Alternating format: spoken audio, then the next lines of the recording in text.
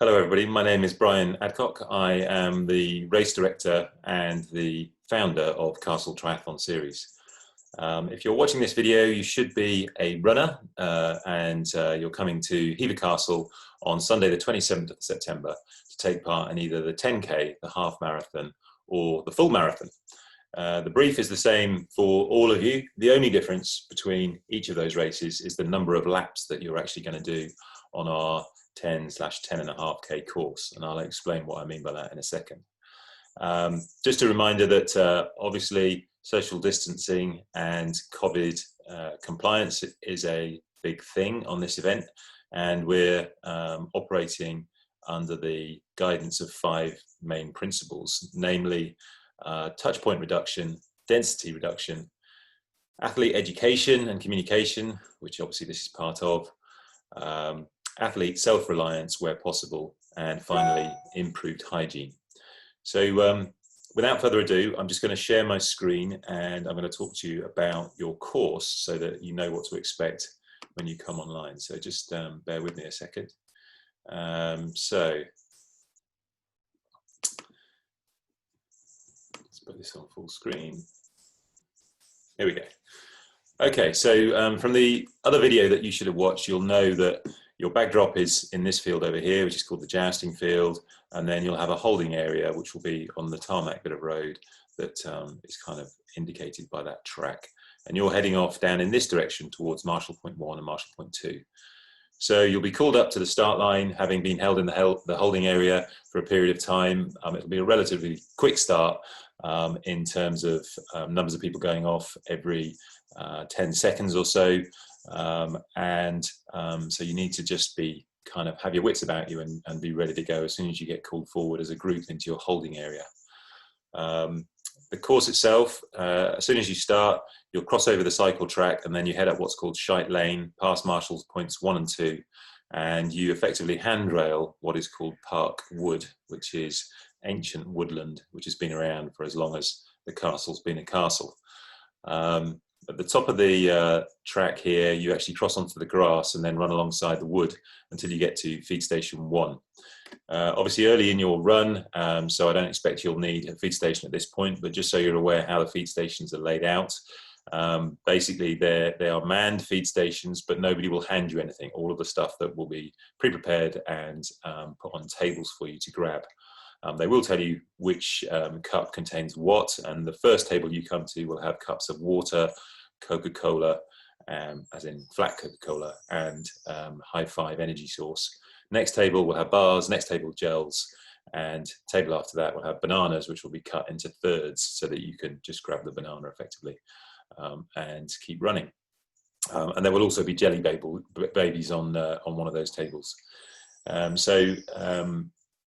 There are rubbish bins around the feed stations. Please make sure where you can, you drop your rubbish in the bins and don't just drop it out on the course, because I have to pick it up, and I live locally and get an almighty earache from the locals if things are not tidy. So please put your litter in the bins provided.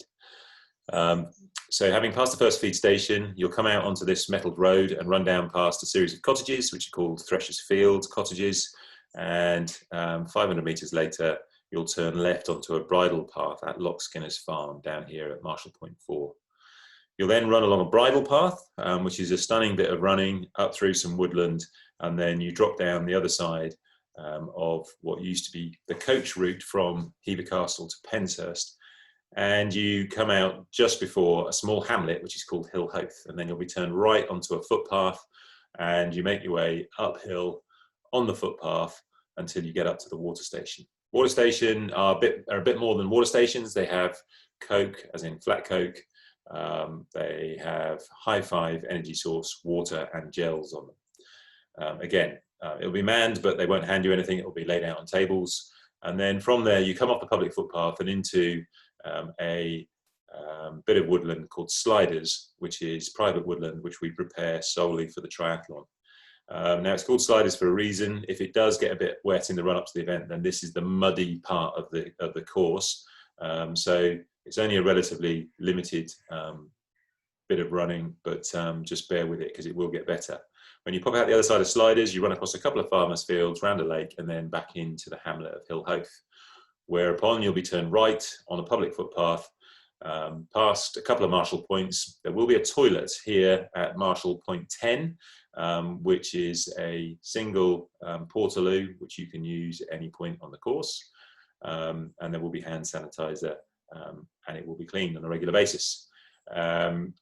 And then when you get to this point here, you're going to turn left up through a farmer's field and back up towards the village of Chiddingstone. You'll pass Chiddingstone Recreation Ground, which has got a rugby pitch and a cricket pitch on it.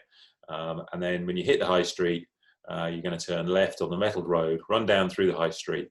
And at the end of the high street is a pub and a church. You pass between the two of those and then through some wrought iron gates, which bring you into the estate of Chiddingstone Castle, which is here. You'll pass the second feed station at this point, and that's laid out in exactly the same way as the first feed station. And then from there, you run downhill, over a little bridge, and then across the front curtilage of the castle and down to the main gate and main entrance of the castle, whereupon you'll turn left, run along a metalled road for 300 metres before turning right just opposite the castle's orangery, which is just in there under Marshall Point 15. And then you're on a bridle track, and this bridle track will take you through more wood and then out the other side. You pop out into a horse cross-country course with loads of jumps and things on it, no horses on the day that you're racing, and that will take you back up to the metal road that you crossed onto earlier. Back past feed station 1, so in effect you're passing 3 feed stations and 2 water stations on your way around each lap.